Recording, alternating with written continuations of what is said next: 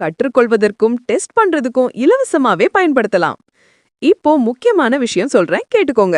இலவசத்துல watermark இருக்கும், அத போக்கணும்னா பணம் கட்டணும். இத மறந்துடாதீங்க. இப்போ நாம ஏஜென்ட் மோட எப்படி யூஸ் பண்றதுன்னு ஸ்டெப் பை ஸ்டெப்பா பார்க்கலாம். Step number 1, registration. movieflow.ai வெப்சைட்டுக்கு போங்க. அங்க உங்க கூகுள் அக்கவுண்ட் வச்சு சைன் அப் பண்ணுங்க. ரெஜிஸ்ட்ரேஷன் முடிஞ்சதும் உடனே இலவசமாவே 3 நிமிடம் வீடியோ ஜெனரேஷனை ஆரம்பிக்கலாம்.